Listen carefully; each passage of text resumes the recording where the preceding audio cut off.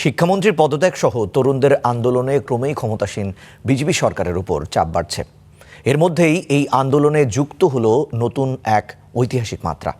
15 বছর আগে এই যন্তর মন্তরে ইতিহাস গড়া প্রদীপ সমাজকর্মী আন্না হাজারে প্রধানমন্ত্রী নরেন্দ্র মোদীকে সরাসরি চিঠি লিখে আন্দোলনকারীদের সাথে ইতিবাচক সংলাপের আহ্বান জানিয়েছিলেন।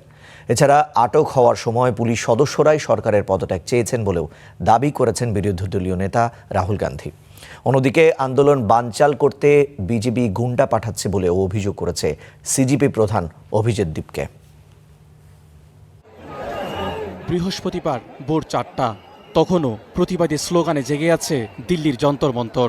গত কয়েকদিনে সর্বভারতীয় রাজনীতিতে এই জায়গাটি এখন আলোচনার কেন্দ্রবিন্দু, যেখানে তরুণদের আন্দোলন জাতীয় রাজনীতির গতিপথেই বদলে দিচ্ছে। তবে আন্দোলন বড় হতেই তা বানচাল করতে বহিরাগতদের পাঠাচ্ছে ক্ষমতাসীন বিজেপি। বৃহস্পতিবার এমন অভিযোগ করেছেন ককরোচ জনতা পার্টির সভাপতি অভিজিৎ দীপকে। উস্কানি তৈরি করে সিজেপির উপর দায় চাপানোর চক্রান্ত করা হচ্ছে বলে দাবি তার। আমরা 1 মাস ধরে শান্তিপূর্ণভাবে বসে আছি, কিন্তু আন্দোলন বড় হওয়ায় বিজেপি বাইরে থেকে লোক পাঠিয়ে উস্কানি দিচ্ছে। পুলিশ পাথরের ট্রাক আনছে, আর বিজেপির লোক তা দিয়ে পাথর ছুড়ে সিজিপিকে বদনাম করার চেষ্টা করছে। এদিকে লোকসভার বিরোধী দলীয় নেতা রাহুল গান্ধী শুনিয়েছেন চাঞ্চল্যকর তথ্য। সংবাদ সম্মেলনে রাহুল দাবি করেন, তাকে আটক করার সময় কর্তব্যরত পুলিশ সদস্যরাই সরকারের পতন চেয়েছেন।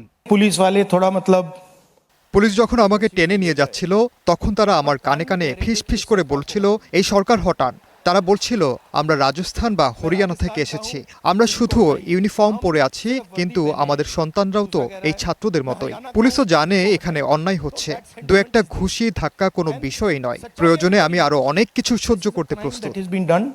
আন্দোলনকারীদের উপর পুলিশি সহিংসতায় উদ্বেগ প্রকাশ করে প্রধানমন্ত্রী নরেন্দ্র মোদীকে চিঠি লিখেছেন প্রবীণ দুর্নীতি বিরোধী আন্দোলনকারী আন্না হাজারে। মোদীকে তিনি জানান, শিক্ষামন্ত্রী ধর্মেন্দ্র প্রধানের পদত্যাগ দাবি মেনে নিলে সরকারের পতন হবে না, বরং জবাবদিহিতা বৃদ্ধি পাবে।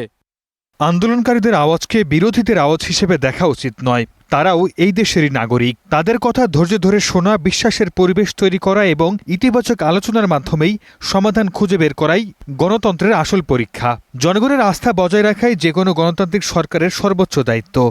রাজধানী নয়াদিল্লির গণ্ডি পেরিয়ে মুম্বাইয়ের দাদারেও নেমেছে জনতার ঢল। শিক্ষামন্ত্রীকে বরখাস্ত না করা এবং সরকারি নিপীড়নের বিরুদ্ধে জেগে উঠেছে এক নতুন ভারত। সাহসী, নির্ভীক ও অন্যায়ের বিরুদ্ধে আপোষহীন এক তরুণ প্রজন্ম। মাজিদ শাহরিয়ার, স্টার নিউজ।